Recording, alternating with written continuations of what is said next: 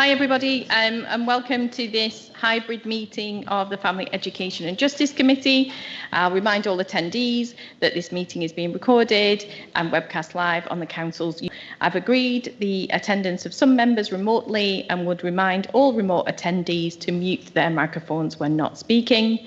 For any members of the public watching, please note that all the public committee reports, including details of specific recommendations, are available on the Council's website. Before we begin, I'll remind members that a UK parliamentary by-election is currently underway as part of the council area. The council must remain politically impartial and must not be seen to promote or favour any political party or candidate. Members are therefore asked to bear this in mind during all discussion and decision making. Do we have any apologies or substitutions? Thank you, Convener. Apologies today from Councillors Melville, Stewart and Wan, substituted by Councillors Braze, Councillor Gavin Nicholl, but he's actually not in the meeting at the moment, and Councillor Fotheringham. Today we also have Councillor Bell and Councillor Boyd joining remotely, and all remaining members are in the chamber. We also have Church representatives Mrs Hay and Canon Shields, and Teacher Rep Mr Mike Callaghan. Thank you. Are there any declarations of interest or statements of transparency? Nope. Okay. So the first item is the minute of the previous meeting.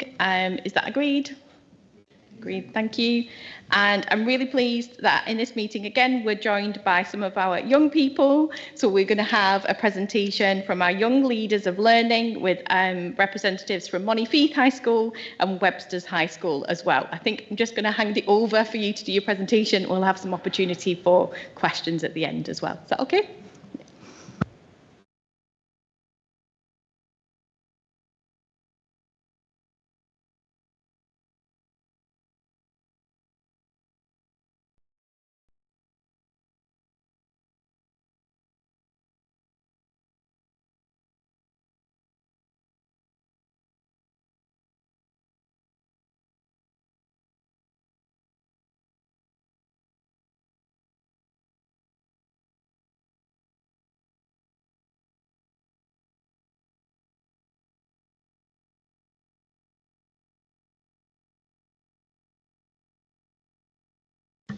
Well, we do have a video to showcase, but I think we're having some technical issues with the video. Do you want to just try it a different way, Lorraine, and we'll see if we can get it to play?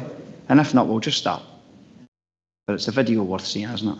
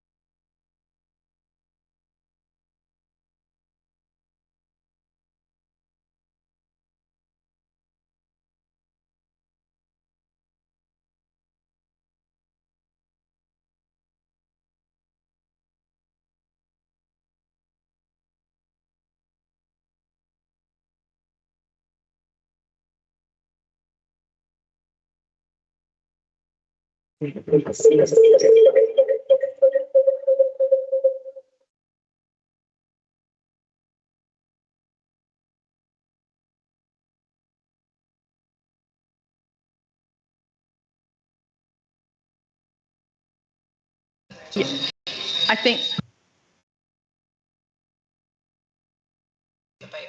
On.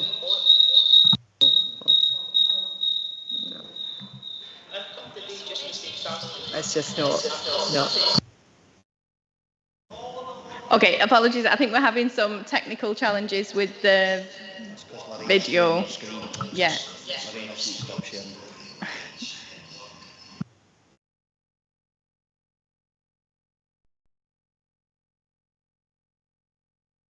I don't think it's coming through. I don't think the Wi-Fi is keeping up with the video. So if we If it's on a link, if we could email it round to everybody, then we can watch it at the end. But if we can carry on with the presentation, that might be the way. Okay, great. Thank you.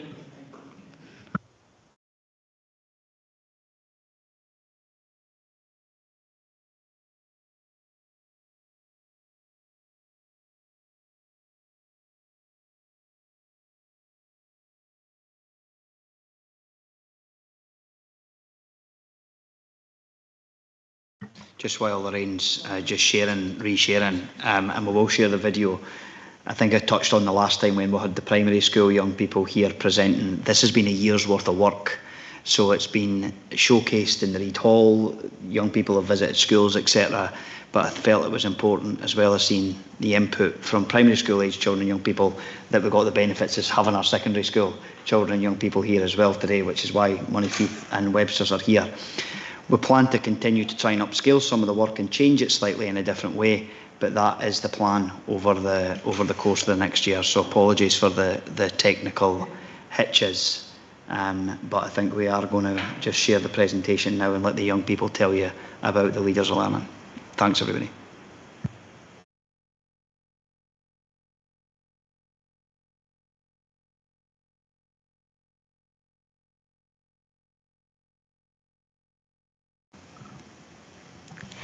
Hello, thank you for inviting us to share our journey as young leaders of learning.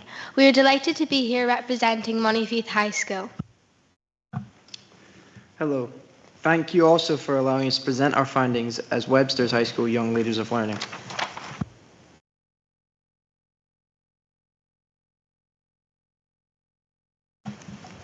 We would like to introduce ourselves left to right.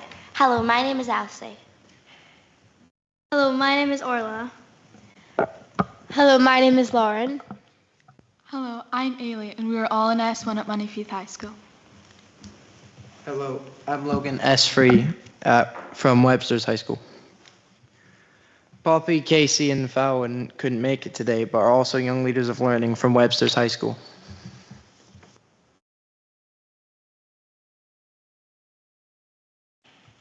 We applied to become young leaders and attended a training day at Forfar. We discussed what a young leader of learning looked like. We were excited to find out we were paired with Webster's, and we started planning what skills and qualities we would bring to the team.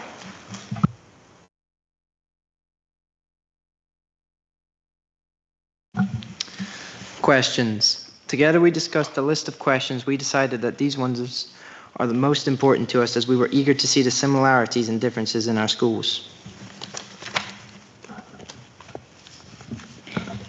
From the minute we left the hall, we began discussing the next steps to our ideas on the car journey back to Monteith. We started weekly meetings to plan how we would showcase our new Monteith Learning Campus. As you can see from the slide, we gathered a variety of evidence to share with Webster's High on their visit.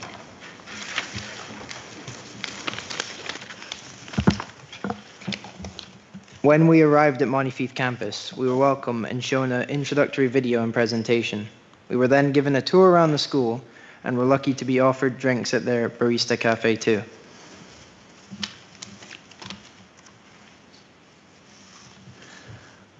We had a junior and senior focus groups and asked them the 4 questions we had chosen at Reid Hall's meeting.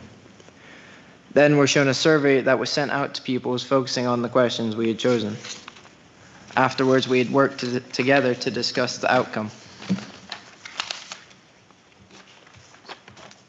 When we visited Webster's High School, we were welcomed with the plan for the day, which included a tour of the school, a trip to the barista, a tour of their outdoor education area, and we were shown a fabulous drama presentation of Dracula. On our tour, we got to visit the technical classrooms, the PE department and sports centre, the art department, the cafeteria, the social studies and the nurture room. Our visit was amazing and we had a lot of fun. We were also lucky enough to get to try their fresh honey that was delicious. I will now tell you about our findings. We conducted a pupil survey which had 185 pupil responses to our 4 questions. These were then discussed with pupils and staff focus groups. Our first question was, do you have the right materials to help you learn? In both schools, this ranked highly, with 56% of Monteith High schools saying they had this most of the time, and 38% all of the time. In Webster's High School, pupils ranked this aspect 3.42 out of 5 stars. Pupils reported resources being easily accessible, but also some frustration and disappointment when pupils did not use resources carefully or appropriately. Now, the second question we chose was, are there good opportunities to use digital technology to help you learn? Again, in both schools, this aspect rated highly, scoring 3.76 out of 5 stars in Montefieth High School and 3.04 out of 4 stars in Webster's High School. Pupils in Webster's found that they could easily access digital technology when required, even though they do not have their own individual devices. In Montefieth High School, all pupils in S1 to S3 have their own Chromebook, which they do appreciate. Some seniors thought it would be better though if they all had their own devices as they are preparing for their exams.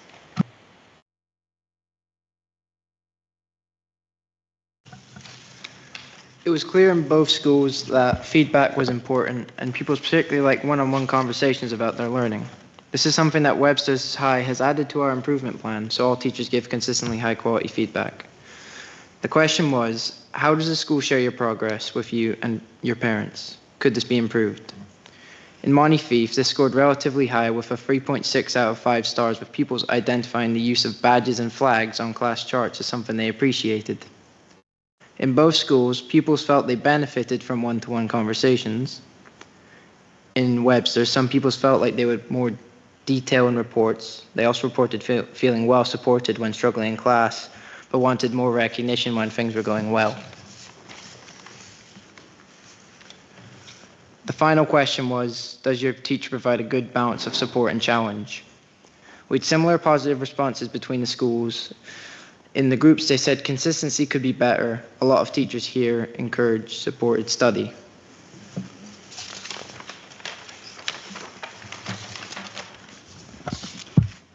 Through our Young Leaders of Learning journey, we developed and learnt lots of new skills. These included good communication, digital and organisation skills, and we built our confidence through teamwork and made lots of new friends along the way. Both schools' senior leadership teams have pledged to take forward an action point of their forthcoming school improvement plan. We are looking forward to collaborating again next session and hopefully recruiting some new, younger leaders of learning to make this a sustainable programme for the future.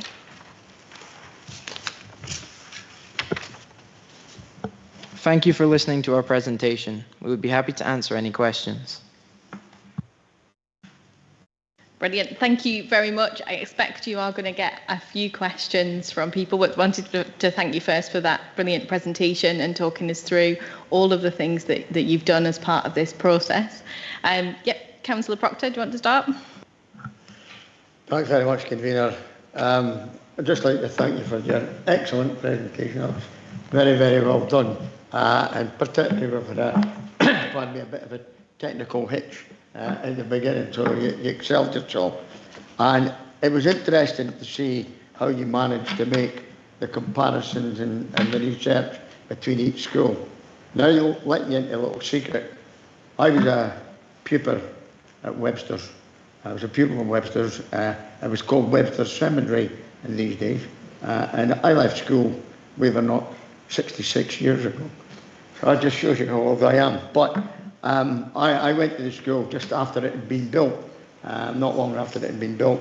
And I was very fortunate to be able to go with Councillor Dorn and other people to visit Montefieth High School to see all the new school. So for the Webster pupils, what was your feelings like when you went down there and you saw all the modern and up-to-date gizmos? What was your honest opinion of it? Well, in all honesty, a little bit jealous, but however, I know Webster's does quite a lot of things that Montefieth appreciated, and I know there's stuff that we definitely will both be able to take out of this experience to help improve the school from pupil perspective and overall, like, admin perspective as well. Thank you. Thank you. Councillor Bell? Thank you, Convener, and thank you all very much. That was really interesting.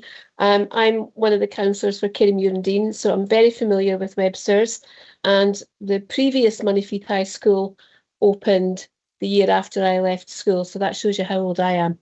I'm really interested to know, from the comparisons, was there anything in particular that you want to take away and introduce in your own school? And also in terms of engaging and communicating with parents, how is that going? How has that been done? Is there anything that we can all learn from that? Thank you so much.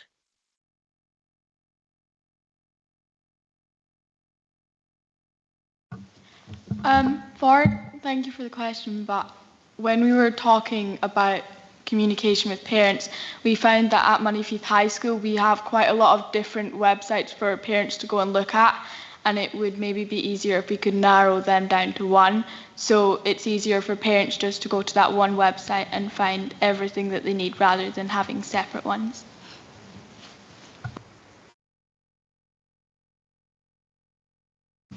Okay, thank you. Is there any more questions? Oh, sorry, I'm going to go Councillor Whiteside. Thanks, Convener, and thanks everyone for coming along. That was really interesting. I'm sure you found your visits really interesting. I wonder what was the most surprising thing that you found out about how a different school operated, and also were you surprised by the results of your questions, or did you expect those answers? Well, one of the things we were really impressed with at Webster's is their honey, because they have their own bee place, and they have the fresh honey, and they also have this really nice outdoor learning area. Yeah.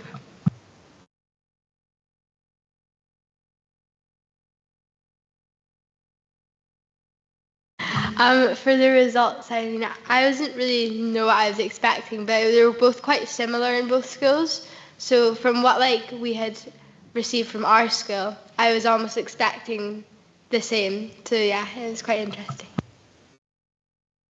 Thank you. I'm going to go to Councillor Speed. Yep, thank you. Yeah, thanks for such a great presentation. As Councillor Proctor highlighted, both schools are very different. But in terms of your engagement in both schools, how did you manage to reach out to quite diverse range of pupils with different needs, such as disability, or perhaps those where English isn't maybe their first language? Did you manage to engage with a variety of different pupils, or was there any barriers to that? So obviously we did the focus groups, and we managed to get in not just the older people's view, but also the newer people to high school through the juniors and the seniors. Obviously, when it came down to the pupils, the selection was mostly random, allowing both more skilled people in their education and also more people who might have struggled. Thankfully, though, when it came to the questions, everybody was pretty talkative if they had a view to share. And we managed to get a lot of good opinions and points from the other pupils in our respective schools. Thank you. And Councillor Devine. Thank you, Convener. Somebody mentioned, I can't remember who it was, that in Webster's they would have liked more recognition for the work or for behaviour or I don't know what for. And I was just wondering how it was done in Moneyfeith and how Webster's would like it to be done. In Moneyfeith, the recognition is mainly through class charts and reports we have going home. So in class charts, there's flags and badges. So when you do something well or exceed, you get a badge, and it goes home to parents, and you get a note sometimes about what you've done well. And then if you do something that's not acceptable, you'll get a flag. When it comes to Webster's, obviously there's a lot of recognition. However, it isn't as widely received in the fact that if you are quite a consistent good learner and every day you come to class and you get your books out and you learn fine, it becomes almost like a standard for you. So if you go a week of learning just fine and you pay attention to the lessons, you might not necessarily get the same achievement as someone who might be more rowdy in class suddenly had a good day and they might get the merit when you've been going full steam as best you can every day, and it's not going to be given a merit because you're just usually like that. And so if the way we would like that to be recognized is maybe either merits for consistency in your behavior, or maybe something like Montefiore has where there are charts and their notes and something like that. Are you going to take that to your head teacher or something like that? Obviously, all of the findings have been presented to the senior members of staff, and we do hope that something will eventually come from this, in the fact that there will be a change and then anything that can be improved will be improved. Brilliant. Really great to hear that, and the changes as well that the programme was bringing about. So thank you for sharing that. Do you have any other questions, or do we move on to anyone want to make a comment? Yep. Thank you, Convener. Not to be outdone by Councillor Proctor, I was actually one of the very first-year pupils in the former Montefiore High School building in 1979, and there's a certain lady in this room was also at the school that particular day. She's sitting not too far from me. Mrs. Maley was there, and I think Miss Mackay was there as well. Not at the first day, but I think you were at school with my sister. But I don't actually sit on this committee very often. But I'd just like to say to the pupils of both Montefiore High School and Webster High School, I've really enjoyed your presentation. I only come to this committee as a substitute occasionally. Your confidence is absolutely fantastic, and who knows, you may well be elected to this chamber someday. So well done. Thank you.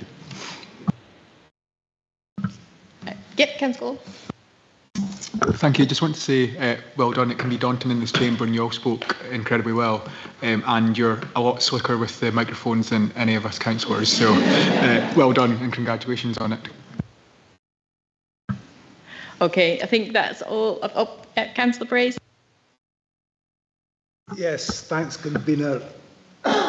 Would being elected someday to this chamber be considered a positive destination?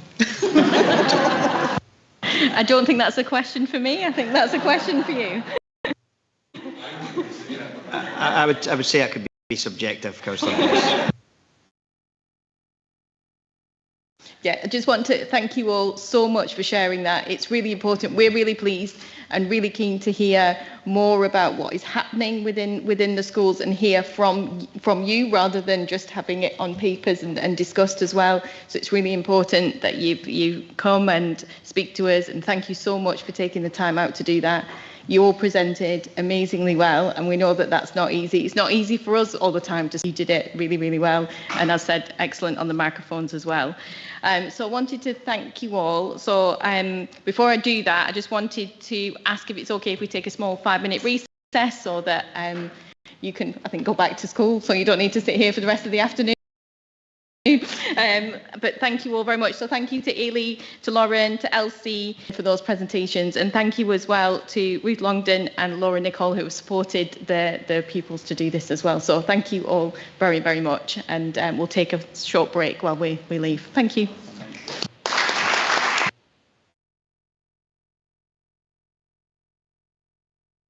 Sarah, can you pause the live stream, please?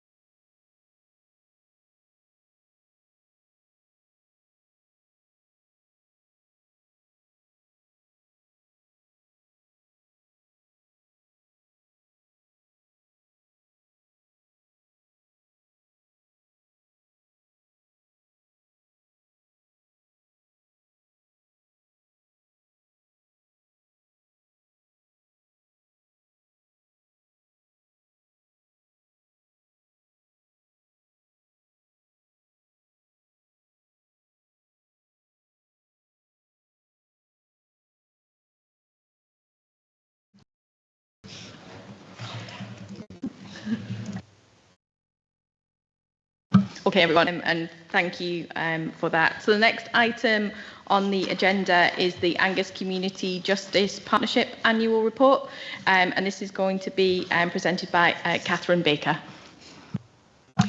Thank you very much. As you said, my name is Catherine Baker. I'm the current chair of the Angus Community Justice Partnership, and with my other hat, I'm a chief executive of a third sector organisation. And I'd like to present the annual report for 2024-25 today.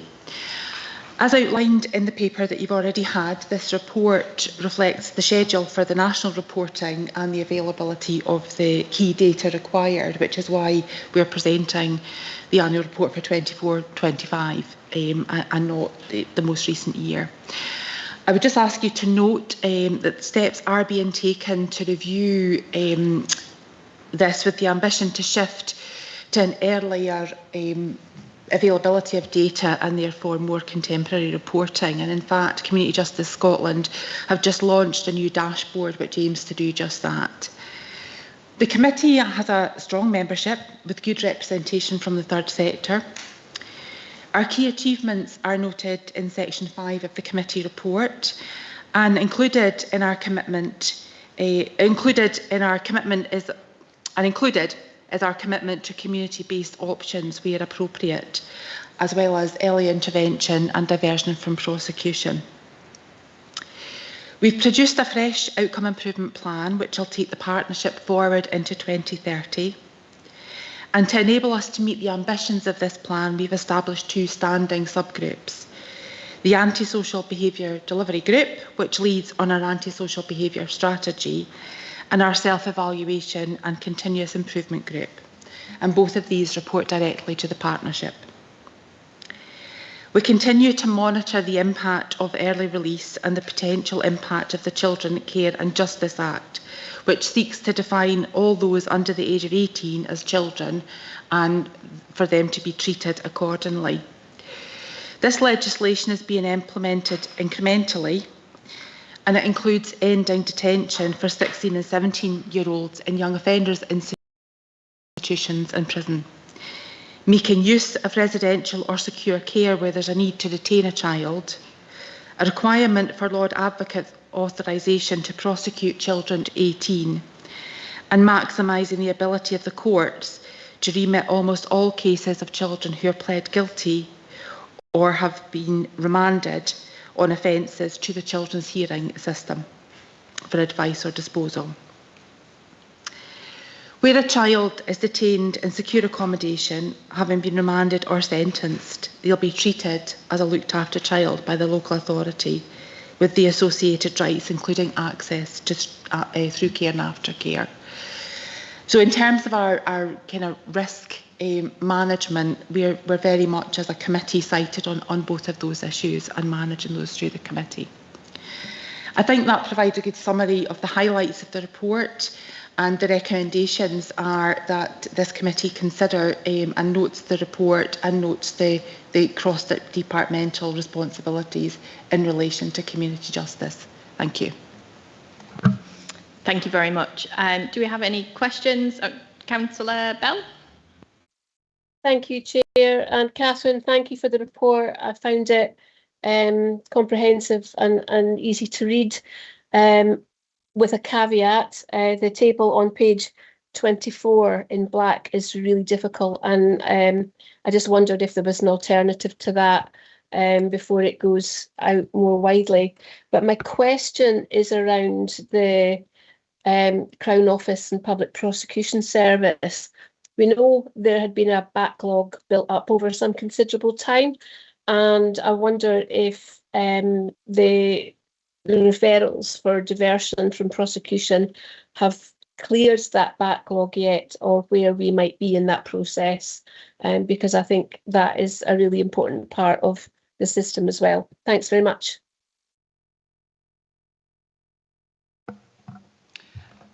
Convener, with your permission, can we ask Alan Hoke to take that question as one of our operational service leads? Yeah, that's fine. Thanks for that, Councillor Bell. I think, in short, the answer is no. there still retains a backlog, and you'll see that in the time that it takes cases to come to court. Diversion cases are a relatively small part of the workload, I suppose, both for us and for the fiscal. I think they're also, I suppose the aim of them is actually to meet the benefits of the individuals rather than reduce the pressure on the court system. So, yeah, I'll go back to my original point. I think the answer is no. But I think, as far as I'm aware anyway, the Crown Office and the fiscal progress in catching up, but it will take some time. Councillor Braze. Yes, thanks, Convener. On page 8 of our papers, we have a paragraph there about diversion and early intervention. And it's a short paragraph. Diversion from prosecution activity has increased, with 62% of assessed cases progressing to diversion, supported by strong partnership working and person-centred approaches. But what I'm wondering is what proportion of all cases are actually assessed with a view to using diversion? Thank you for the question, Councillor. I believe the Procurator Fiscal is responsible for the assessment of each case for diversion for prosecution. We are seeing an increasing number of referrals for diversion from prosecution assessments coming to Justice Social Work, and I believe that is related to the efforts to reduce the sort of prison population and promote more community-based disposals and early intervention. Yeah, it was really just to see if there is a line somewhere, because presumably who's facing trial for murder is not going to be assessed for diversion. But I just wondered, is there a sort of line in terms of seriousness of crime that's drawn? Thank you. Convener Alan Hope has his hand up to correspond to that one. Yeah, as Emma said, it's the fiscal that marks cases as to whether they're suitable for diversion or not, and there are guidelines set out by the Lord Advocate in terms of what would be suitable or not. There's currently work underway around the suitability of those accused of sexual offences to be considered as diversion and prosecution cases. But in terms of a line, it's more about the evidence that's available. It's more about whether it's a first offence or not. But in terms of the example that you've given would not be considered for diversion. Again, it might be helpful to get more clarity from the Fiscal's office. I know that they're marked centrally and that previously we had conversations with them about the suitability. I think it's the work that happens with diversion from prosecution cases tends to be more about the needs of the individual rather than addressing the offence. There's also a bit about the legal status of them because they're then not viewed as a conviction. In terms of your question about proportion, I can't get in terms of the overall figures for Angus, but I suppose I would refer you in the report to the number of individuals that are open to Angus Justice Services, which I think is 410, and that wouldn't include the diversion cases. There's also, I think, more of a slant towards younger people being subject to diversion. So it tends to be in the 16 to 18-year-old group that you'd see probably about 50% of the cases. Again, that sort of ties in with the Fiscal seeking to divert from people entering the justice system, because the research shows us that the earlier you enter the justice system, the more likely you are to remain in there or in and out of there for a longer period. So it's diversion from prosecution is a title of it. You know, really, it's a hope that it's a lifelong diversion, I suppose, from immersion in the justice system. Thanks, that gives me a much better understanding. Thank you, Alan's answer there. We have had notice from the Scottish Government that there will be new guidance published on the 10th of June around diversion to prosecution, so we can bring more information on that, what that's going to look like to this committee following that publication. Thank you. Councillor Beattie. Yeah, thanks very much.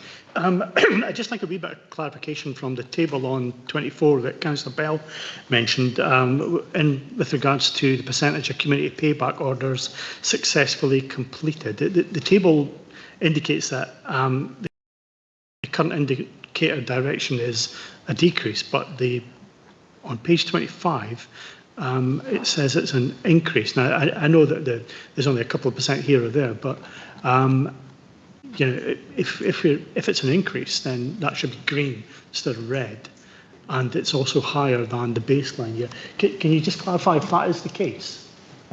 Yes, apologies for that discrepancy, Councillor.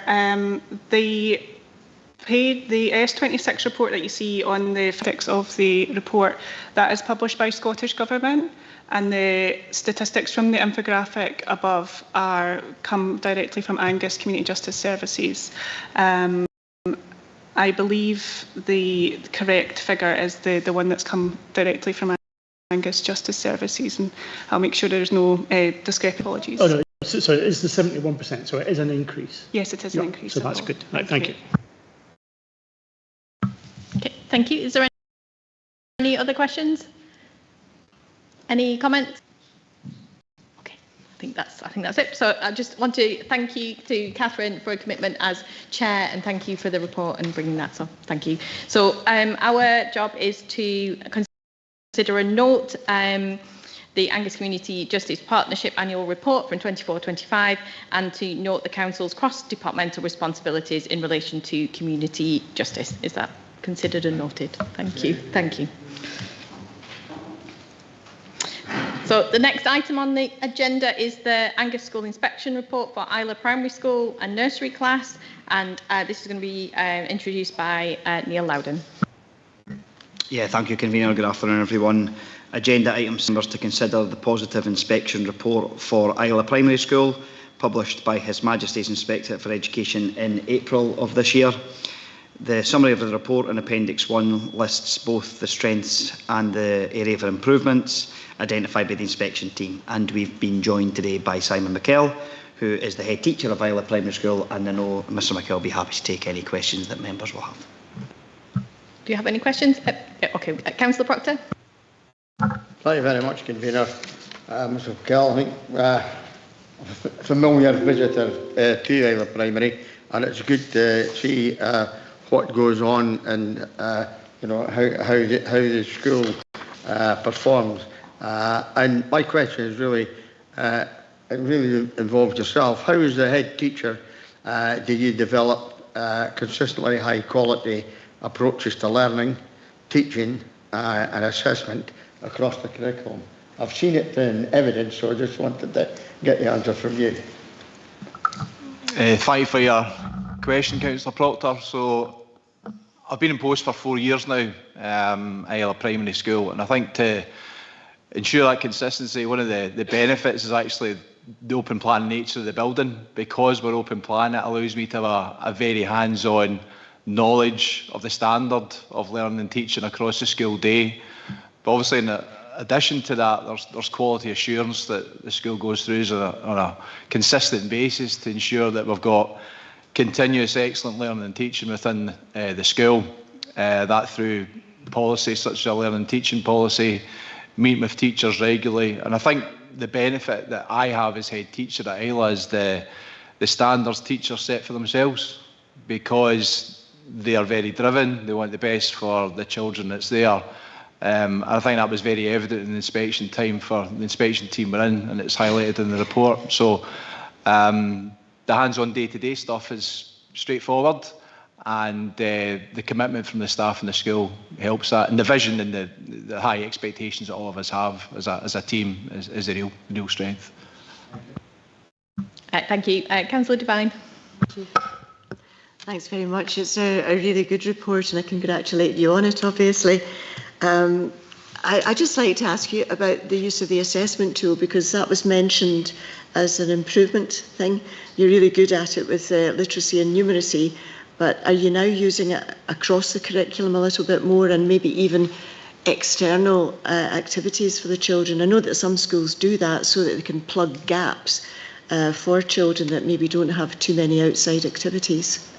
Thank you. Thank you for your question. Yeah, we obviously use the tool like every other school within the authority. We had done it on a basis of purely for health and wellbeing, literacy and numeracy. We had underneath that our own system within the school to track that, but now we're branched out to use the tracker, which is obviously consistent and allows us to do that on a fairly straightforward basis. The advantage we have, obviously, as a small school is we know our children very, very well indeed. And we know if children need additional support or their expectations are not as where they should be. But from a data point of view, we're now moving to that format. So rather than having different formats, we're more central with that. Thank you. Councillor Nicholl. Thank you, Convener. The report talks about partnerships being important. And I was just wondering, how have you ensured that children develop a wide range of skills through strong partnership working in the school? Okay, thank you for your question. Yeah, I think it was a real passion of mine when I started in the school to ensure, as a small rural school, partnerships were a particular strength of Isla Primary School. Our geography lends itself to be quite potentially isolated at times. So for children to gain the experience and necessary skills to develop a modern 21st century Scotland, it was incumbent on me to lead and ensure that children had those skills through partnership working. So we're very, very much blessed with regard to the close ties we have with a particular significant large business, very close to us, proximity. So they work very, very close with the school in terms of developing young workforce for nursery and for P1 to 7. With partnerships with local farmers as well for access to local woodland, which is a huge benefit. I mean, yesterday we had a local business come down and talk about venison farming as well and the importance that has to our community.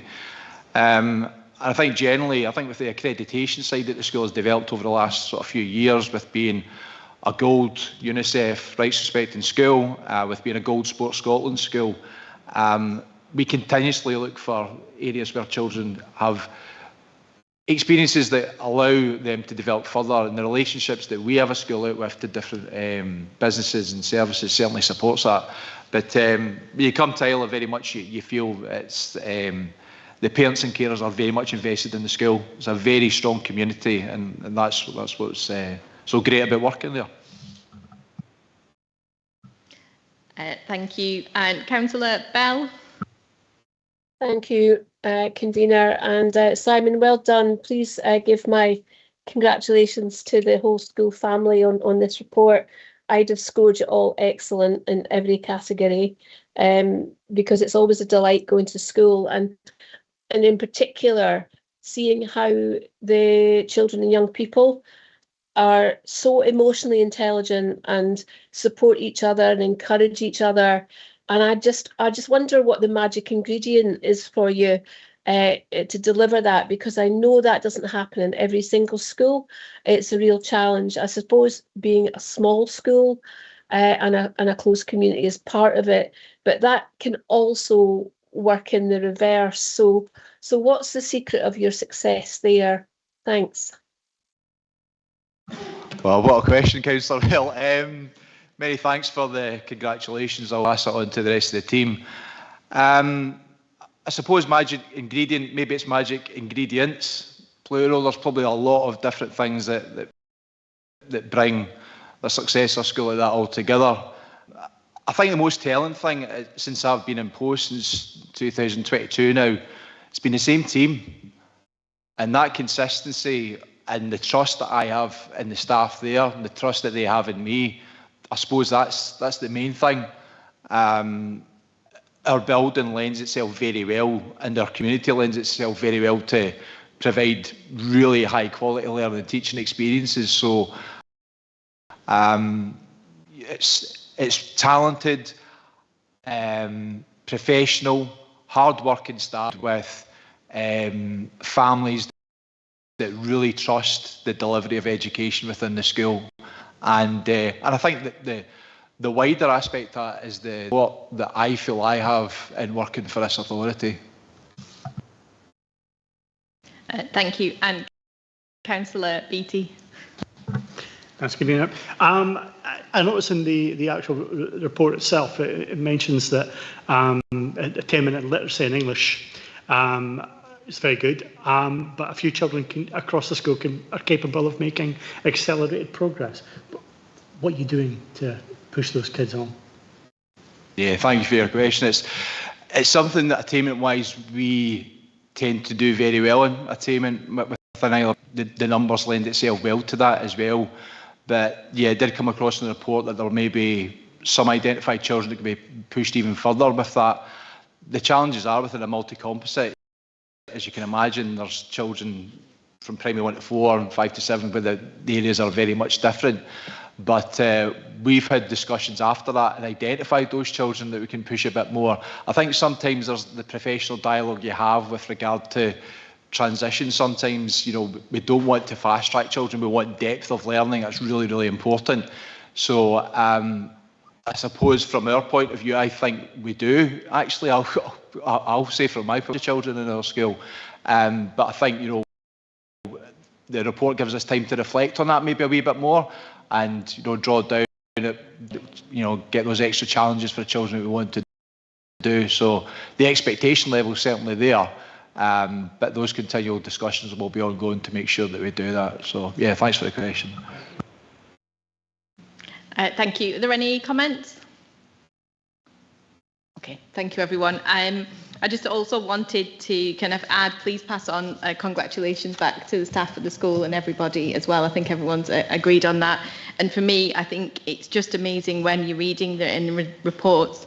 There's obviously a lot of the information that's been discussed in the questions already, but the recognition about the sense of community and children feel happy, I think that's really important. So our recommendations are to consider the areas of strength, the areas for improvement, the evaluation of the quality indicators, and consider the expression of confidence for the school inspection that's just taken place. Is that agreed?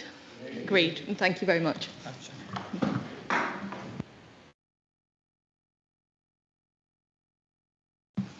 So item 7 on our agenda is the Montrose Academy further inspection report, and this is going to be introduced by Neil Loudon.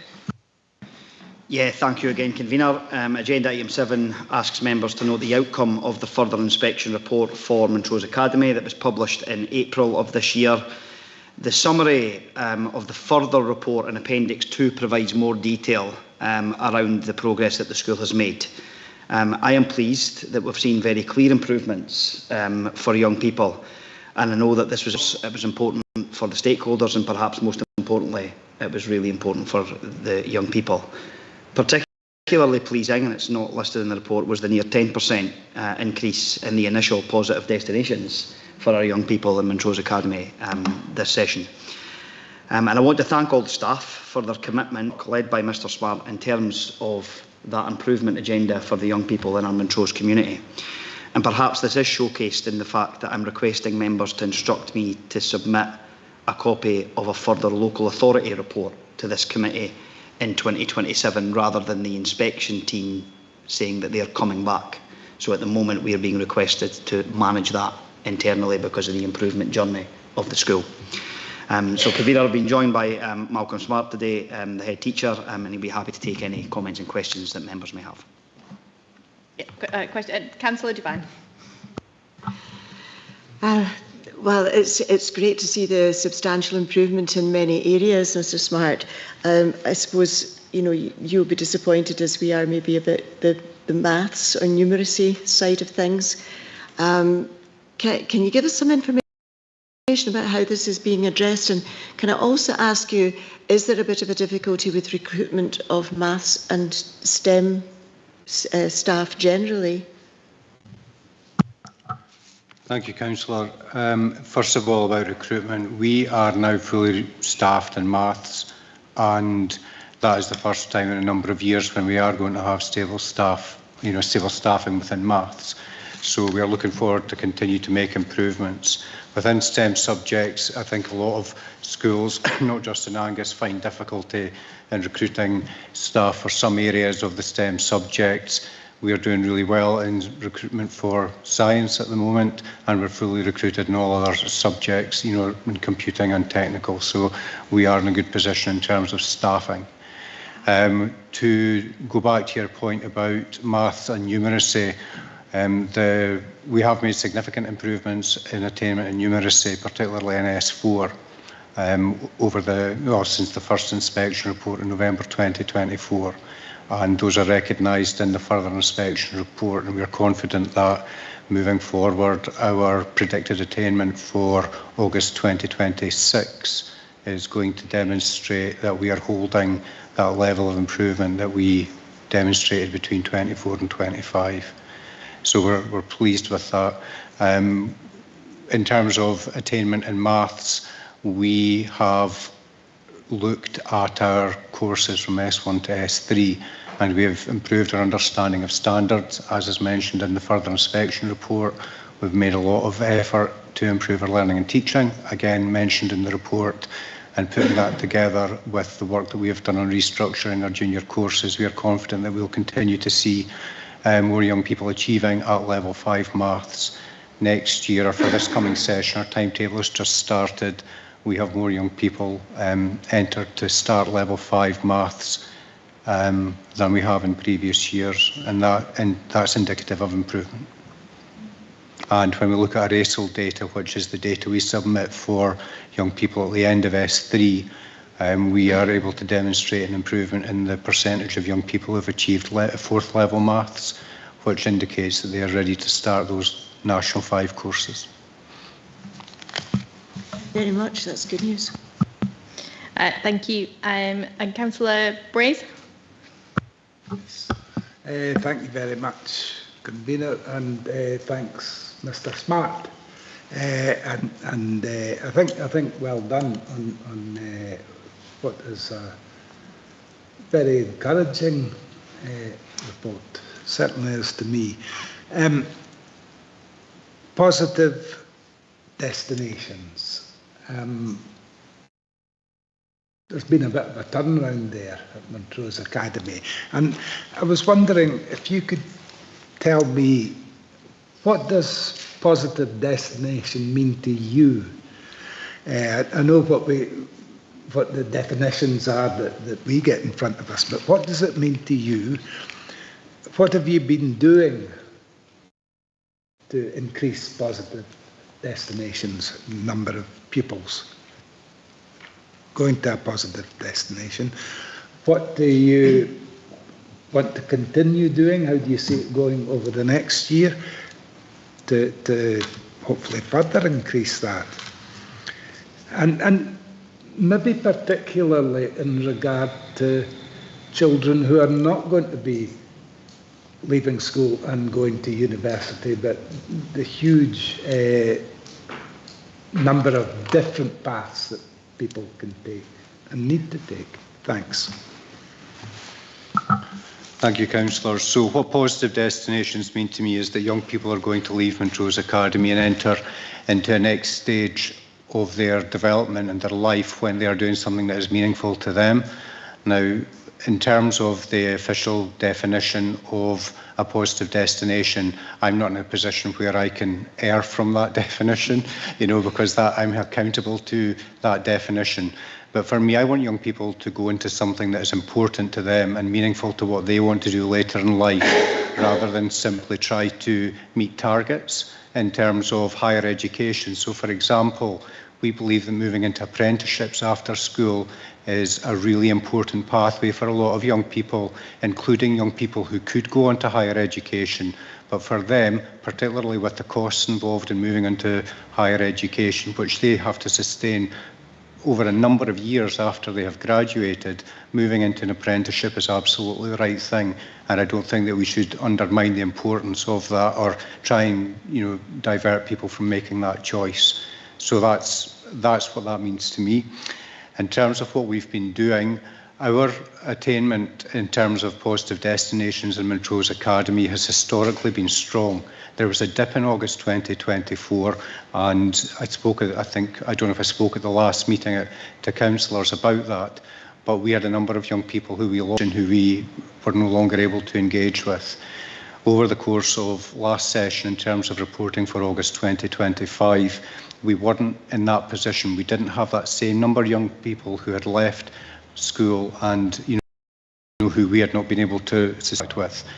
But we had a much stronger focus. In fact, all Angus schools did, and that was certainly a focus led by the director at that time to make sure that we did have a really tight eye on what was happening with positive destinations.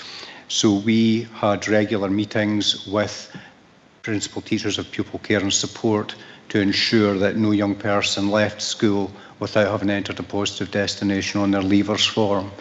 And also, which is really important, is that it had to be the right positive destination for them, because a lot of young people have historically, I would say, perhaps been directed towards a college course which doesn't evidence progression based on what they've done in school. It might not be a course which is the right thing for them in their interests. So we really focused on making sure that not only did we have the data absolutely nailed, but we also made sure that those positive destinations were meaningful. What I'm going to continue to do is continue this tracking and monitoring of the data that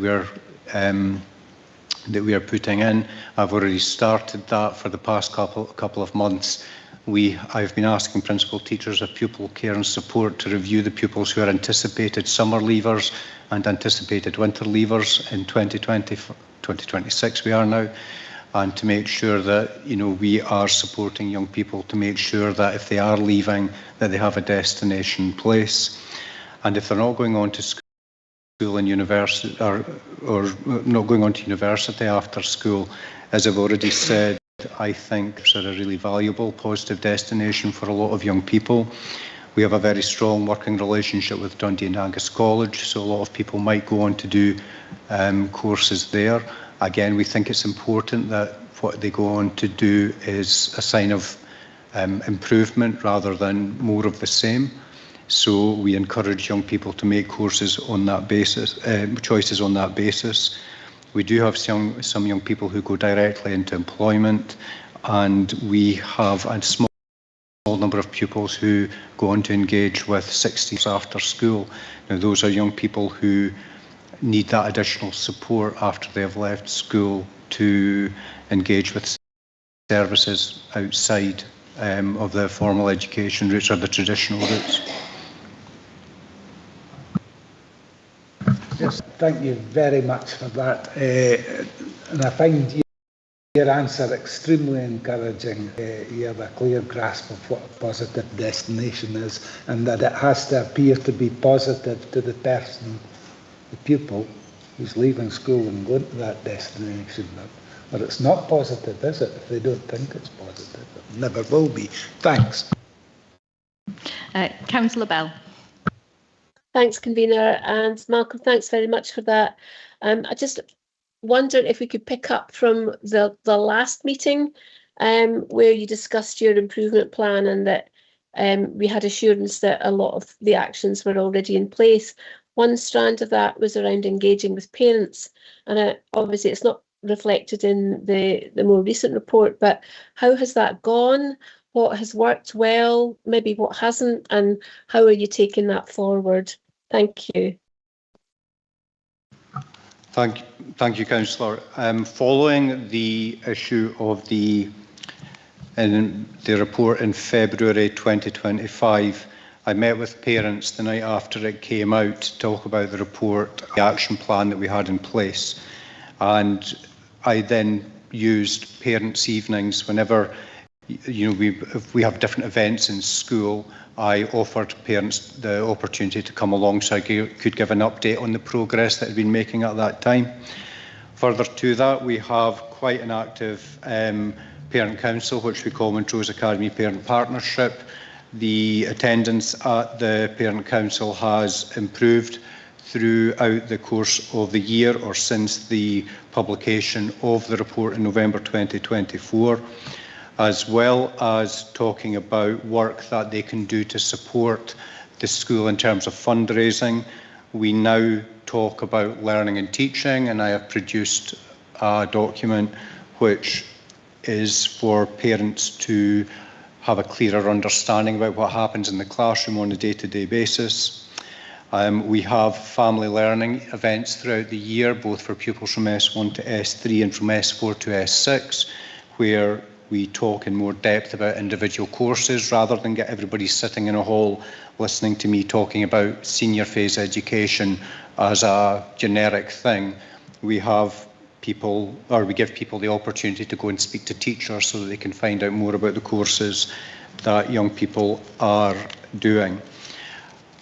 When we have done any type of evaluation with parents and carers, we have noted an improvement in their response in terms of the percentage of parents and carers who perhaps might say that their child feels respected in school, or they might feel that their young person feels safe in school. Those percentages have increased since November 2024. The response to the actual further education survey was not as substantial as I thought it might have been, and it's an ongoing priority for the school to try to engage parents to be involved in their education. And that's not to say that I believe that parents don't care, because I think we have a really supportive parent body within Montrose Academy. But in terms of getting them to attend meetings and getting to kind of support pupils in other ways, then we need to do some engagement with parents and carers to find out what it is that they need, so that they feel able to come along to meetings, etc. Thank you. Councillor Whiteside. Thanks, Convener, and thanks, Malcolm, for coming along and explaining what's going on. It's good to see the progress, and it's clearly a school that's starting to move in the right direction, so that's really good to hear. I've just got a question around about the latest report and some of the language on it. There's quite a few mentions of most teachers or almost all staff. I'm just looking for assurance probably that all the staff are fully engaged in the progress. Thank you, Councillor. When reports are written, they use evaluative language. So whenever they use the phrase almost all, that means over 90%. When they use most, that's 75%. Is it 75% and more? The majority is 50% and more. You will never see the word all appearing in an Education Scotland report, as far as I'm aware, because that's not terminology that they use. Since the report came out in November 2024, we have seen a real determination from staff who were incredibly affected by the judgments that were made by Education Scotland during that visit. It's not that they disagreed with it, they just didn't want to be aligned with the word weak. And I think that what I have seen is a change in culture driven by the work that I've done as head teacher and we have done as a senior leadership team, but there's a real determination by staff that they want to be considered better than what education. So not just for themselves, but for the young people, as Neil Loudon said at the start of this. So I won't use the word all, just as Education Scotland wouldn't, but I would say that almost all staff are very much on board with driving towards improvement, and they realise that they have a responsibility to make the improvements, that it can't just be me and it just can't be the deputy head teacher or the principal teacher. It has to be everybody that's involved. Thank you. Councillor Proctor. Thanks very much, Convener. I'd just like to thank you for all the information you give, good, honest answers, and for what I see from your leadership, complete positivity that's born. And I kind of question, it's almost alike to what Councillor Bray's asked, about what happens after they leave school and the direction itself and your staff. Now that Montrose is probably there's a lot of investment going into the town, would you see that as a benefit and maybe a bit of an incentive for those who attend Montrose Academy? I think for those pupils who decide that they don't want to go into onto higher education, move away from the town, having that range of industries within the town is a benefit to young people. However, it's not only young people from Montrose who apply for places on apprenticeships, etc. However, we are aware that some of the companies that have been, that do kind of feature quite highly when you talk about Montrose, they do kind of comment upon the lack of those academy pupils. So to do that, we work with Baker Hughes quite closely. We were along visiting the Port Authority in February with a view to trying and establish a closer link with them, because there's huge opportunities within there. We're looking to establish a link with them. We've had a meeting with NOV. So there are companies within and opportunities within Montrose, and they're certainly looking to familiarise young people with those opportunities, so that when it comes to opportunities being available to them, then ours are well placed to get a place on them. We're also working more closely now with Montrose Community Trust, and they are providing a lot of young people for the opportunities that Councillor Brays might have referred to earlier on, for young people who might not go on to higher education. They're providing a lot for the community, and it's something that a lot of our young people could buy into. Thank you, Councillor Nick. Thanks, Convener. You were asked earlier about maths attainment, but I was just wondering, how do you plan to continue to improve overall attainment in the senior phase? So that was pointed out in the further inspection report that there's scope for improvement with doing that. So we've got a number of steps that we go through, and I'll just go through them if that's okay.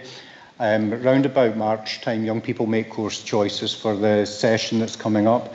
We are taking a more rigorous approach to ensuring that the course choice that young people are making is the right one for them. Now, the right course choice for young people must be a mixture of the courses that they want to do, but also provide opportunities for progression. So we review that when the course choice is first made, and we do another review once the exam results come out, because to be changes based on the exam results. Because if, for example, young people wants to do higher, but they don't achieve a pass at National 5, then we need to review that. When the results come out, we have attainment meetings with principal teachers and departments where we believe that underperformance is evident. We ask principal teachers to put together action plans for the year so that we can check in with them to see if the improvements that have been made are being made. I mentioned the family learning evening. We have that early in the session so that we're trying to get parents and carers involved in supporting young people. We have a targeted support evening where we invite the parents and carers of young people who are at risk of underachievement coming in. We track progress throughout the year. We have a number of tracking periods so that we can see whether people are on track or whether perhaps they are falling behind a little bit. Councillor Speed earlier on, in response to another asked question about young people with additional support needs, we try to ensure that all young people achieve 5 qualifications or what is right for them, so that coming to school is more than a nurturing experience for young people with complex needs. So we have a curriculum in place for them. We have mentoring programs in place where we select individuals to try and make sure that they are getting the support if we believe that they need that. We have a number of staff in Montrose Academy who voluntarily offer study support sessions at lunchtimes and after school. And then throughout the exam diet, we encourage young people to come in because staff want to see them. So all of these things working together, we hope raises attainment. We have had principal set targets for the number of people that they would like to achieve A's and B's rather than just passes. So that target setting means that everybody feels a responsibility to achieve the improvements that Education Scotland and we would like to see in the school. Thank you. Councillor Goll. Yeah, thank you. It was really touch on a reply to Councillor Devine a bit ago about the numeracy and the extra maths teachers that you were able to come. Obviously, the difference between first inspection and second inspection are significant and really positive that everyone will welcome. Do you think the teachers, as you mentioned, being impacted by kind of being aligned with that kind of week, do you think that kind of shared responsibility to come to an improvement has made a huge difference, along with extra teacher numbers, etc.? Do you think there's almost an ownership now of an issue and going forward, considering the huge positive steps that there's been between the two reports? Thank you, Councillor. Yes, I believe that is the case. People have always worked hard in Montrose Academy in any school in Scotland, and it is really disappointing when you work really hard and you get the results of an inspection like we saw in November 2024. So I do believe that I talked about the determination. There is a shared ownership of what happens in the school, and I think that teachers will work together to try and improve not only numeracy but attainment across the school.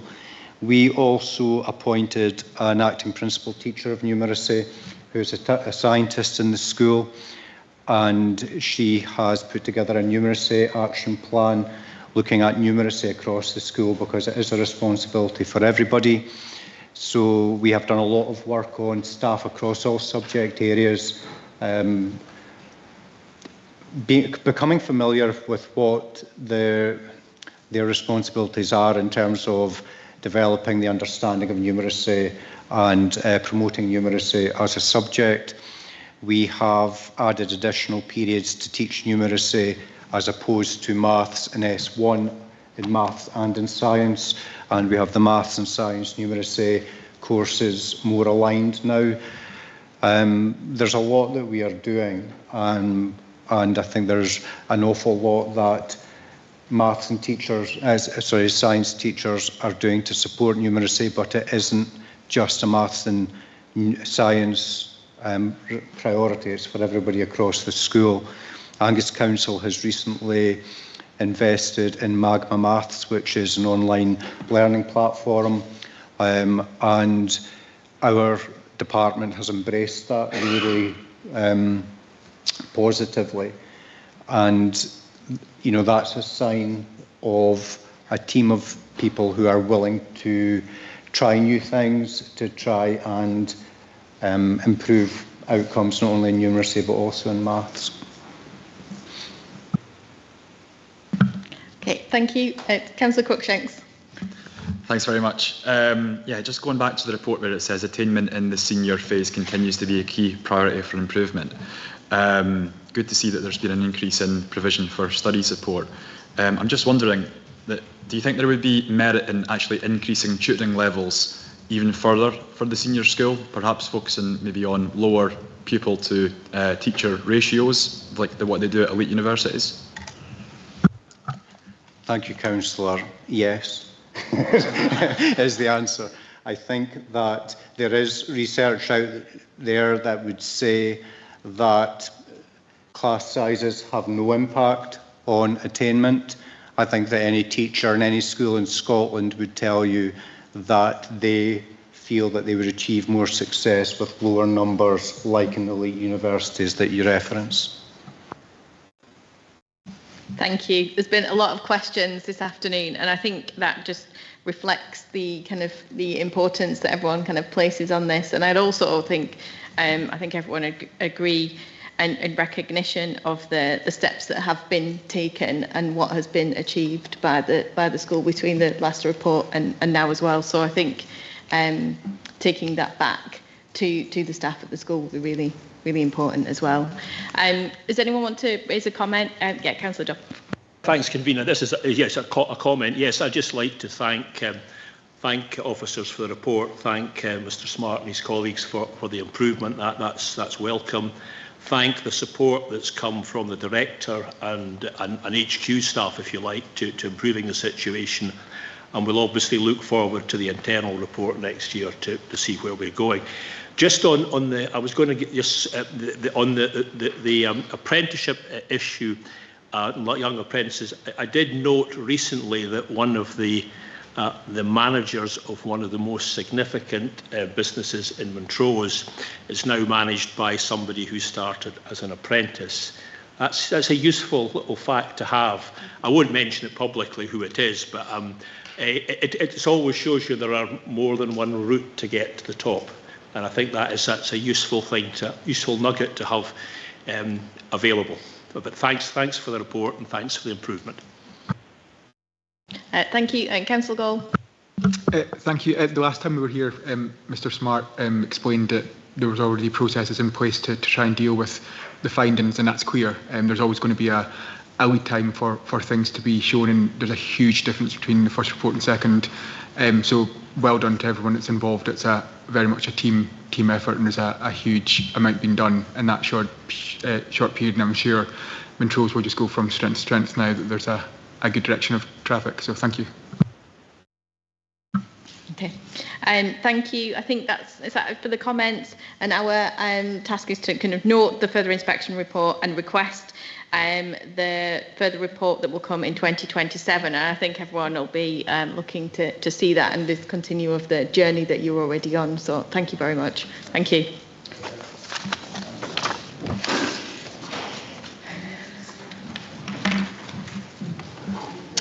So agenda number 8 is the summary of case inspectorate inspection of Strathmore Centre, and I think Alan Hope is presenting this one.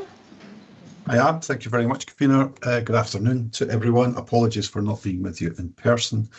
I think our senior leadership team is very much the walking wounded this week. Anyway, we are pleased to report on the outcomes of the recent inspection of our short break service for children with disabilities. That's the Strathmore Centre. The service has been assessed against the quality indicator, children's rights and wellbeing, and it has been assessed as a grade 5, which is very good. Just to say, it's important to note the contribution of our staff. We've got a good staff group. Some of them have worked in Strathmore for many years, but we do also have quite a lot of staff members who've joined more recently, and they provided a high quality of service that's really important to parents when they're entrusting their young people to the service. The report notes that our staff understand and respond well to the needs of children and young people. They respond calmly and are emotionally attuned and understand the unique needs of children and young people. Really importantly, families describe the service as welcoming, inclusive and supportive. Additionally, detailed risk assessments assure the safety and protection of children while having their short breaks. We do have Claire Dixon with us, who's the Manager for Residential Resources online, who would be happy to answer any questions. Thank you very much. Do we have any questions? Councillor Bell. Thanks, Convener, and thanks, Alan, for the report. I used to engage with the staff at Strathmore Centre quite a lot when I worked at the council, and I'm really pleased to see such a positive report. So Claire, please take that back. And it was about the staff, just a kind of tangent. Alan touched on it about a stable staff cohort you've got, but I just wondered what the team does in terms of their own health and well-being, both within the premises, if you like, but also in terms of shift cover and things, because I know that can be quite tricky when people maybe go off sick, and people get pulled in at very short notice. And I just wondered if there's enough capacity to reduce that level of demand on staff on days off. Thank you.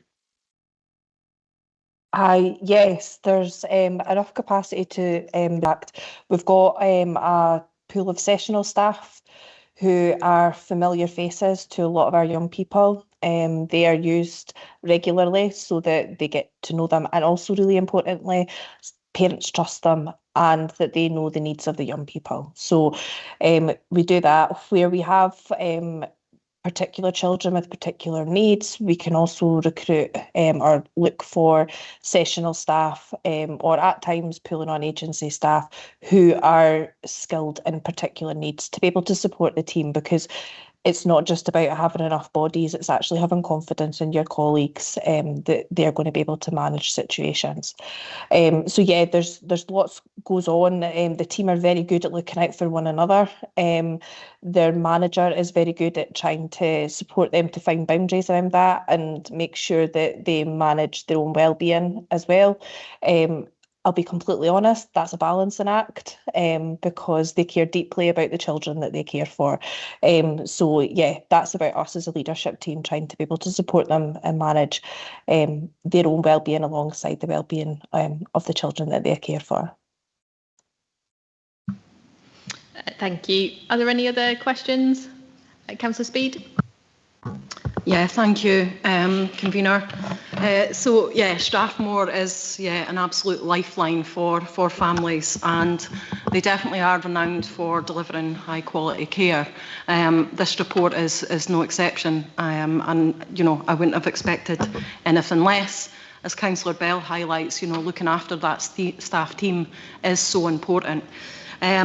However, I've kind of looking back through previous inspection reports and looking at the figures. In 2023, Strathmore supported 34 young people within the respite unit. However, now in 2026, only 12 young people.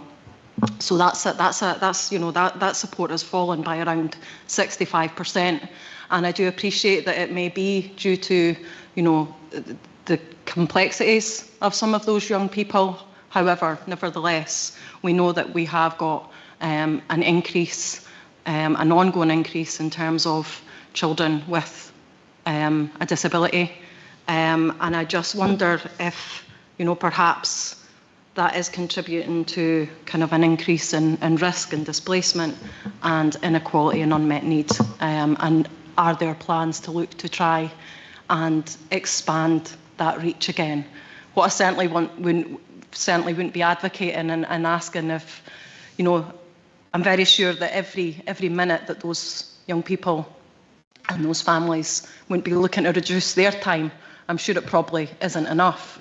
But I guess it's about those other young people that are not getting the support. There's actually a statistical anomaly behind that, Councillor Speed. So in 2023, when the service was inspected, there was what we would now call outreach support and residential support, but it was all coming under the one registration with the Care Inspectorate. So that's why the total of young people was 34. Some children weren't coming in for overnight stays, but they were still coming under because we were only registered as one service. Since 2023, we've separated the two services out because of regulatory requirements of the Care Inspectorate. So what is happening, and I'm thinking we're probably going to get inspected in terms of our outreach service within the next couple of months because we're due an inspection, that will account for the missing amount. Now, I can't say off the top of my head what the combination of the two figures will come to. However, that's about us responding to the regulatory requirements of the Care Inspectorate in terms of the types of services and the types of services that we can offer under certain registrations. However, some families are choosing, actually, we don't need a short break that's overnight. Our young person sleeps okay during the night. Actually, I would rather that they come in every week for a group and they spend in the service with peers, and then they come home and then they go to their bed, and they can get that every week rather than having an overnight stay every fortnight. So it's about the increase of choice and control there for families and them choosing different packages of support, and it's also about the regulatory requirements. So there's not actually a significant reduction in the service that's been provided. It's about how it's been structured, and that's impacting the statistics. Okay, thank you. Is there any further questions? Any comments? Councillor Devine. Thank you. I would just really like to thank you and your staff so much, because for several years now you've been consistently excellent, and now you've shown the flexibility that you have as well, which is enabling different people to have that kind of respite. So thank you for your passion and thank you for your flexibility. Thank you. Thank you. And Councillor Speed. Yeah, thank you. Yeah, Strathmore, whether it's the respite service or the outreach service, I very much know that you are that glue that keeps families together. And yeah, I would repeat again my concern in that perhaps you're just not managing to reach enough, and I'm sure that there are families who you know, perhaps don't have that choice or control or the support they need. But I appreciate that, you know, you can't take away from this report, which again is another high quality one. So thank you, and please pass on my thanks to the staff as well. Thank you. Yeah, just to echo what has been said about passing on the thanks to the staff, and congratulations on this report that reflects the incredibly high standard of the service, which is incredibly important for families in Angus. So thank you very much for that. Our recommendations are to give consideration to the areas of strength and note the grade of 5, very good, with no requirements notified. Is that agreed? Agreed. Thank you. Item 9 on the agenda is the Tayside Burns House Pathfinder programme, and I think Alan Hope is presenting this one as well. Thank you, Convener. This is the Burns House report. Purpose of this report is to provide an update on the progress of the Burns House Pathfinder, and note that this year the Pathfinder funding will come to an end. However, since the preparation of this report, our Scottish Government link has advised that the Government remains committed to providing Burns House across Scotland, and to that end the Burns House Delivery Unit will be having discussions with newly appointed ministers to explore funding methods for this. The development of the Tayside Burns House is seen very positively nationally, and we have hosted visitors from other Pathfinders in Scotland, as well as the Home Office, and I'll stumble over this name, so apologies, Bragi Gudbrandsson, who is the man who largely created the Burns House ethos in Iceland as the Barnahouse. We've also been delighted to take visitors from our elected members, who I think were pleased with what they saw. I'm here, I can answer any questions you have about Burns House. Thank you. Is there any questions? Councillor Whiteside. Thanks, and thanks for that, Alan. You've probably already half answered the question I had, which was around the end of the funding and how the service would look in future. I guess you don't really know for sure until the end of the discussions, but are you confident that the programme will continue on a similar vein? Certainly that's what we heard from our link with Scottish Government. I think there are, as you know, we put a significant investment, I guess, into the fabric of our building to improve what the experience was for children and families who were coming to Bellevue. So we have that. We've also invested, I guess, most significantly in the Includum support service for families who are impacted by child protection issues, and our NHS Tayside colleagues have put more money into speech and language therapy. So these are the bits I think we really want to hold on to. But I would caution with that by saying there is an evaluation underway.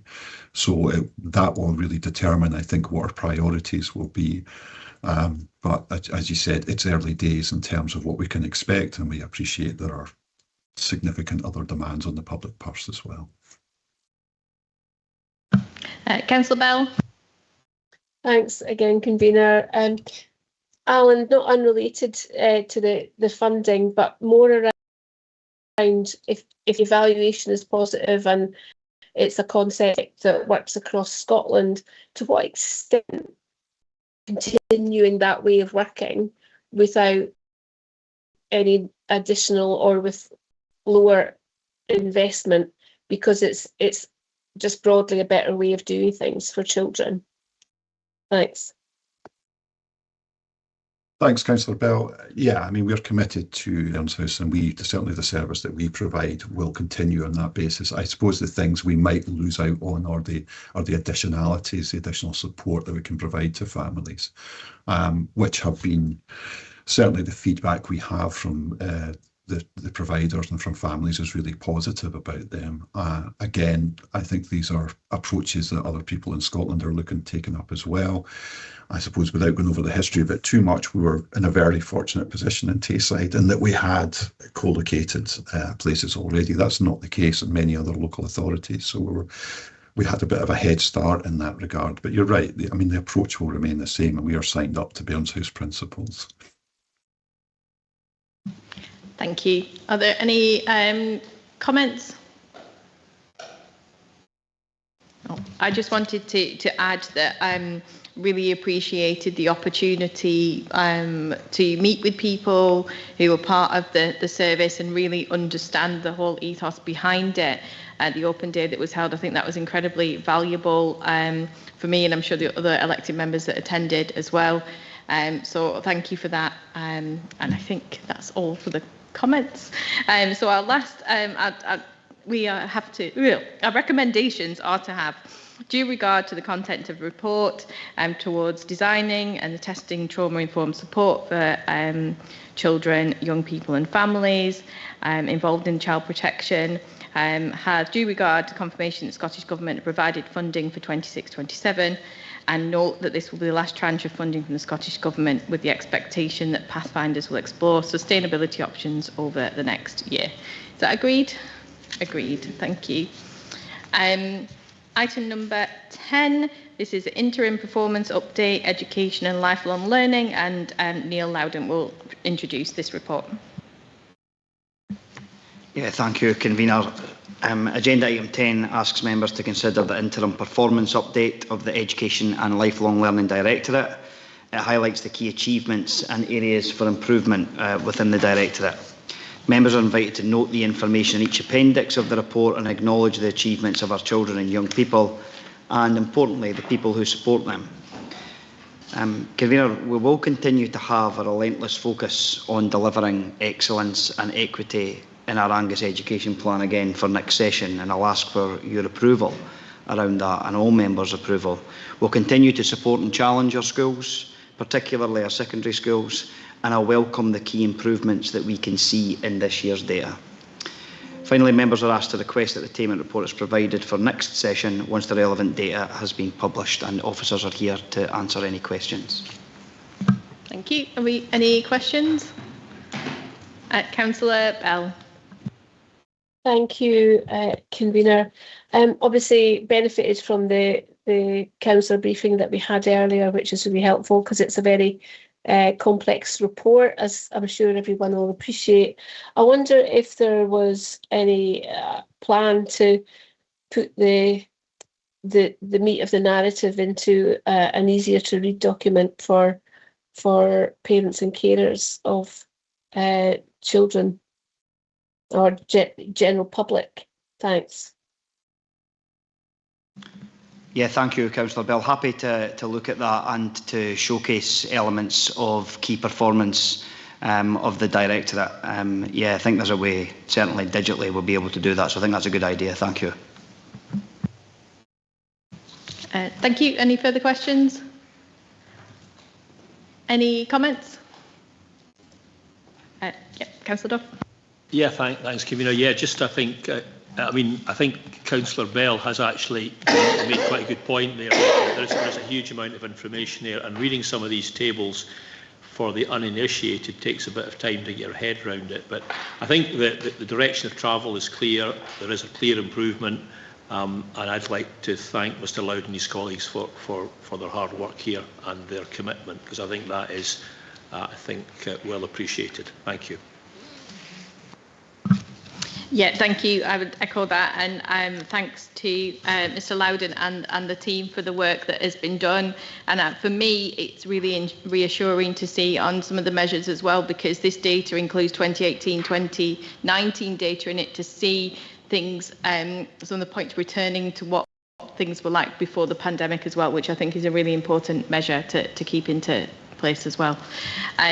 So our recommendations for this is to consider the information acknowledges the achievements of our children and young people and support provided by parents, staff and partners, and request that an attainment report is provided for 25 and 26 once the relevant data has been published. Is that agreed? Agreed. Thank you. So item number 11 is the Tayside Plan for Infants, Children, Young People and Families 23-26, the Annual Progress Report 25-26, and the Angus Integrated Children's Services Plan for 26-29. So there's quite a few items within this in this agenda item, and Beth Reader is going to introduce this one. Thank you. I will do my best. Agenda item 11 presents to members the Tayside Plan Annual Progress Report for 25-26, This update serves as the final report on the previous Tayside plan, and it details the progress made towards shared priorities by all 3 local authority areas and our statutory partners. So members are asked to note the narrative updates that are provided in Appendix 1, which is from page 72 onwards of the combined papers, and then the performance indicator updates on Appendices 2 and 3, which follow. Item 11 also seeks approval from members of the committee for the Angus Children's Services Plan for 26 to 29. The plan details the 9 priorities for our partnership and what we expect progress to look like by 2029. If members are minded to approve the plan, you are then asked to request the first annual report be brought back in 2027 and that we share the plan with the Scottish Government. We have some colleagues on the call and in the room. If there are questions, we'll divvy them up as best we can between us. Thank you. Thank you. Are there any questions? Okay, Councillor Devine. Thanks, Convener, and thanks for this very interesting report. It covers such a huge area of interest to me.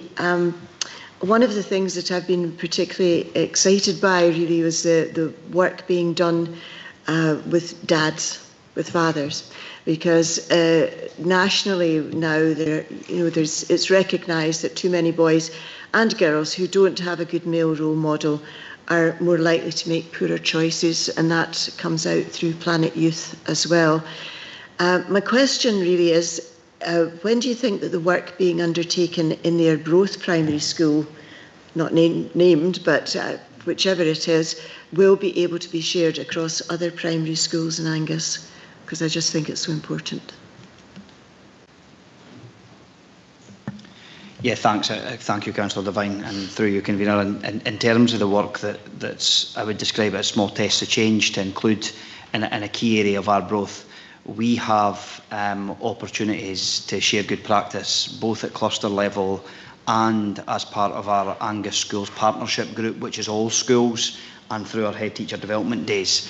So we regularly ask head teachers to showcase the work, and this would be a key piece of work that I would want the head teacher to showcase. And whilst it might not be available publicly, and certainly in the first instance, it is really important that other head teachers in our schools and other staff in our schools see the impact that this work can have and the importance that the school has placed on it in terms of improving outcomes for families and for young people. Yeah, thank you. Thank you. Are there any other questions? Councillor Beattie. Yeah, just a quick question. On page 94 of the combined papers, looking at the attendance gap for looked after children, the data for 24-25 is not available yet, but can you give us a wee bit of a heads up as to what direction that's heading in? Sorry, the data that's in that particular data set is really quite nuanced. So what we're using locally, we have a slightly more robust way of monitoring that on a monthly basis. And then, so we consider it within our education senior leadership team. I think we're seeing a gradually improving picture, but it's caveated with very small cohort sizes. So sometimes 1 or 2 young people can make a real difference to the percentages. I think attendance for care experienced children and young people is also picked up through the progress and learning meetings where appropriate as well. So we're taking kind of whole system action where required. When we bring the education report after the summer recess, that will include an update on attendance for the whole of this session, which will include care experienced children as well. Thank you. Councillor Bell. Thank you. Yeah, we're just picking up on the slight drop in uptake of vaccinations, which is possibly lower than some areas around the country, but certainly is mirrored nationally. And there's a national programme of work around tackling false health information because vaccine resistance is increasing. And I just wanted to pick that out as an area that we ought to be keen to monitor.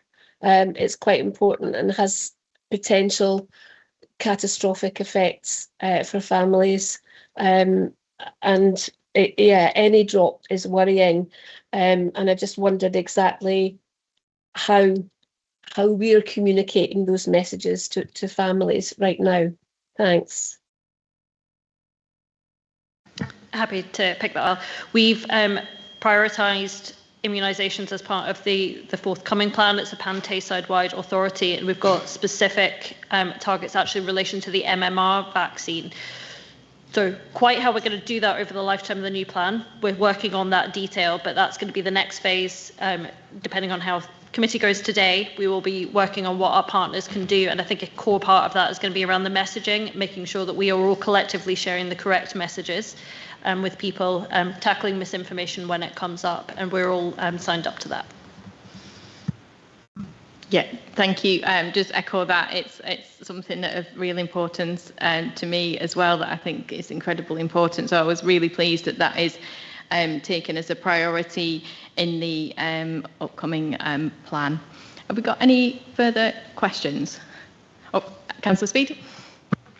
Yeah, thank you. I guess this could have been applied to the last report as well, but do you think, we can kind of confidently demonstrate that when you take into consideration the kind of underlying kind of raw data, underneath, behind all of this, if you like, rather than kind of selected indicators that have been presented across the reports today, that the improvements that are being reported actually are a true reflection of real experiences within, whether that be school or I guess, children and young people and their lives, just given that we know that some of those other statistics are heading worryingly in the wrong way. I hope that makes sense. It's obviously quite a complex paper or two papers, and can we be confident that we are heading in the right direction when there is so much raw and complex detail underneath all these reported statistics? Yeah, thank you, through you, Convener. Thanks, Councillor Speed. You're right, there is a lot of data in the reports. If I could touch on the school element, I would want to provide members and our young people absolute reassurance that I think the data presented today shows clear improvement in our schools. Interestingly, Inspectorate do use the term all because it's 100%. When they use the word all, it means 100%. And I think aspirationally, we will always strive for all of our children and young people to enter a positive destination or to make the progress that is appropriate to them. And that might be a level 1 qualification, it might be a level 2 qualification, and we don't necessarily measure that in everything you're seeing today. But I think the importance for me is that every single young person will be discussed in our schools. We don't always get it right, and where we don't get it right, we need to look at the service improvements, look at the journey of the young person, sometimes the journey of the family, and say, okay, so where along the way can we intervene, what can we learn, and what service improvements can we take?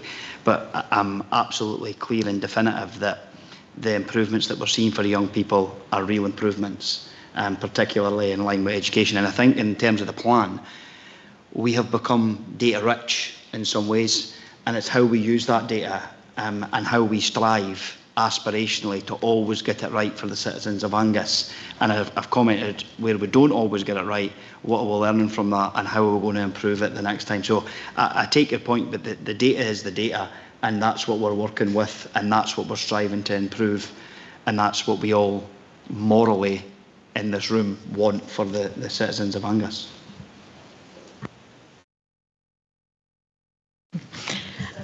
Do you want to follow up? Yeah. Thank you, Convener. Yeah, just to follow up to that, and we've talked about the complexities of data, but I guess would there be a commitment that we perhaps can see a kind of teasing out of additional support needs and what that actually means? Because that is quite broad ranging. It can mean lots of different things. Is that something, is that a bit of work that can be done when it comes to reporting? So thanks again, Councillor Speed. So are you meaning in terms of the percentages? Because we have an overall percentage, off the top of my head, I think it's 33% was our latest report in secondary. Maybe bring Audrey in just in a moment.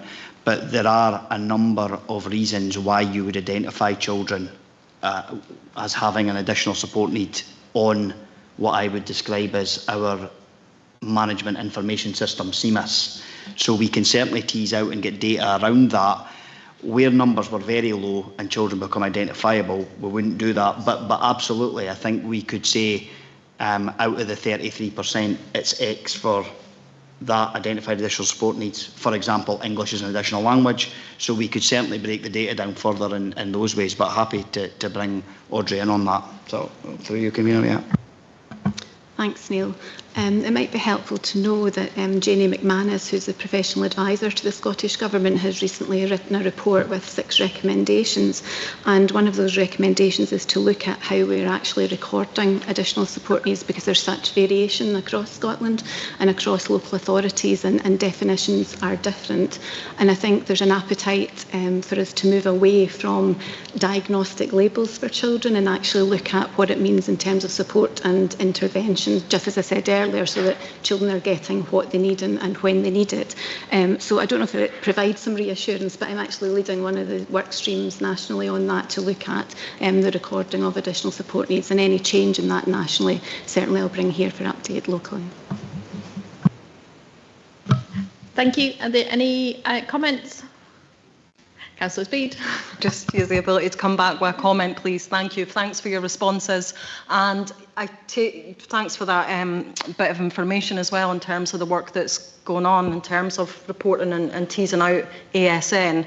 I'm certainly in favour of, you know, our work being needs-led and not necessarily, you know, for children and families to need a diagnosis. However, I think for me that in many ways that is very helpful for a lot of families, is that they have a diagnosis, and actually we would then, or Scottish Government would need to then look at an overhaul of many other areas of our world in terms of, you know, Department for Work and Pensions and et cetera, the list goes on, because often that is a diagnosis is needed. But yeah, I just wanted to say that because I noticed that it is becoming a bit of a theme in terms of language used and in terms of kind of the sentiment around not having necessarily a diagnosis not being needed. But it does, for me, bring concern as well. Sorry, just by way of reply, I totally agree. I think it's a systemic change that's needed across the whole system, including into adult services, and I think people are aware of that. Just for reassurance, I think in terms of support in schools, it's not diagnostic label specific, so it's looking, or dependent actually, you know, so children will get the help that they need when an additional support has been identified through assessment, not necessarily through a diagnosis. So we're not waiting on a diagnosis in order for children to get that help and support, but I totally take the point that it does have implications as children go into adult services. Yeah. Thank you. I'm just going to add a final comment on this because it is quite. There's a lot of information in these reports, and I don't know. I just want to highlight to make sure everyone's picked this up. I was a little unsure about how we would move from a Teesside plan to an Angus plan, and I've been really incredibly impressed with the amount of engagement and discussion that's gone on in the generation of this plan, including the fact that the logo was created collaboratively, and we had children and young people involved in the design of that. And there's also a vision, including a children's vision as well, that were created as part of this, which I think is really important, and the fact that the engagement is something that's set to continue as part of this plan as it goes forward as well. So I just wanted to comment on that as being part of the group that has put this together. So our recommendations are to note the progress detail within the Teesside Plan annual report, and to approve the Angus Council Children's Services Plan for 2026 to 2029. I'm going to take those two first. Is that agreed? Okay, thank you. So if the recommendation was approved, so we're requesting that the first annual report for the year 26-27 be presented to Family Education and Justice Committee in 2027, and request that the Chair of Angus Integrated Children's Services Partnership submits the Angus Children's Services Plan to the Scottish Government. Is that agreed? Thank you. So I think this is our final agenda item, which is item number 12, which is the revised devolved school management scheme, and Neil Loudon is going to introduce this report. Yeah, and it's a quite a long report. Appreciate the reading for members in this report. Agenda item 11 asks members for approval around the revised devolved school management scheme for implementation from August 26. The key changes, which perhaps I should have highlighted in yellow, so I'll take that as a learning point for myself to make it more obvious for members for the next time, are reflected mainly in the primary schools element of the report. If you can ask you to cast your mind back to January 2024, there was a report that just changed the management structure slightly in primary schools. That's reflected in the report. Members have already been cited on that. But again, you'll see the changes in the report. No significant changes other than that, apart from the increasing staff costs, etc., that we see due to pay awards. I would like to thank members of the Short Life Working Group who have ensured this guidance continues to support excellence and equity across all our schools, and in line with our agreed procedures, Convener, I'm asking members to instruct a further review of the devolved school management scheme to be brought back to Family, Education and Justice in 3 years' time. Thank you. Has anyone got any questions? Any comments? Nope. So, okay, so the recommendations are to note the outcome of the review and the recommended amendments, approve the revised devolved school management scheme for implementation from August 26, and instruct the Director of Education and Lifelong Learning to undertake a further review of the scheme in 3 years to bring it back to this committee. Is that okay? Yep, agreed. Thank you. And I think that is, is that the final? That is the final agenda item. So thank you all very much. Sarah, can you stop the live stream, please?